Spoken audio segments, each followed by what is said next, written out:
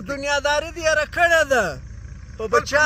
په اولاد دې پام نسته هغه روینې دی ته په سجدو پروت یې ته د اولاد بچاو که الله تعالی پر ورځ د قیامت تا سره د یوې ذرې چې په دا علاقه کې ظلم سوی د دې حساب در سره کوي لور خرڅوې په پیسو سپین ږیري ته یې ورکوې په اویا لکه په درو بنه ورکوې او بیا په سجدو پروت یې ستا سجدې به څنګه قبلېږي الله به څنګه قبلوي د ځای سره که تعلق لري زړونه صفا کړي پر اولادو پر معاشرې رحم وکړي لور ته حق ورکړه په وراثت کې خور ته حق ورکړه په وراثت کې تعلیم باندې وکړه خوشحاله یې وساته چې تا ته مجبوره دي تا گنج را ایستلی دي نظامونه دې شروع کړي دي مظلومه طبقې باندې ظلم مه کوه لکه اوس موږ د وطن خلک ګرده پر ماینو باندې ظلم کوي جمال به یې لس کوچنیان پر راوړي 12 کوچنیان پر راوړي خوراک نه ورکوي نه خوراک ورکوي نه کیلشیم ورکوي نه ورته درې شیدې نه ورکوي خالي بس ماشین یې جوړ کړ لاندې نه ورته کوي په خالي نس ته لاندې شئ بایجان چې کم ټیم ناجوړه سي یا د خسر کر راواسي کړ په هسپتالو په دا کې منډه وي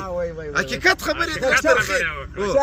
موږ ستا له ظلمه خلاص موږ نارینه یو چې ستا تر لاس لاندې دي ستا خور لور ستا میینه تا څه ورسره کړي دي تا څه ورسره کړي دي هغه دنیا به د دغه خور لور په حق باندې ته دوزخ ته ځې په سجدو ولاکه خلاص وې شعور راولي زموږ والا خو هم د شپې په تهجد وي د ورځې په نفلو وي وروره ګرده زندګي په وطن یې پام نسته په کښت یې پام نسته په اولاد یې پام نسته په زوی یې پام نسته وروره زوی یې روینې سوی وي وطن یې تباه سوی وي چور سوی وي دا زموږ وطن خلک ګرده بیده وو لکه ته چې وایه بس اودسونه منځونه بس بیا چې دغسې موږ نه د تبلیغ خلاف نه د دین خلاف هر شی کوئ خپل پر معاشره هم خسر وکړي خسر یې خرشې وکړي اکړ هغه زموږ خویندې ومندې په هسپتالو کې ګرځي د بل خلکو ته مجبوري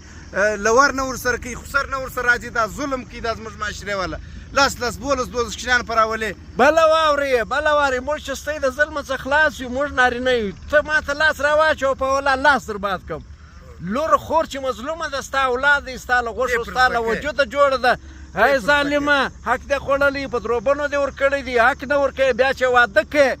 بیا وروره میړه چې دی 12 بچیان به راوړي بیا نه غوا ورته اخلي نه لاد دی ورته کوي چې بیا په اولاد ناجوړه سي ډایرکټ کې د پلار کره ورولېږي ګرده زندګي هغه ورسره تري جمال بی دوی چیش وکړي بس نه پوښتنه نه رښتنه بس ما کړې فیصله ولې زه خو د دا کور سره به رایم ښځه یو واده کوي یو چانس نر چې دې څلور وادونه کوي پاخه نور چانسونه هم ورسره شته نو دا یو چانس ولې ور خرابوې خدای وهلی الله دې هدایت درته وکړي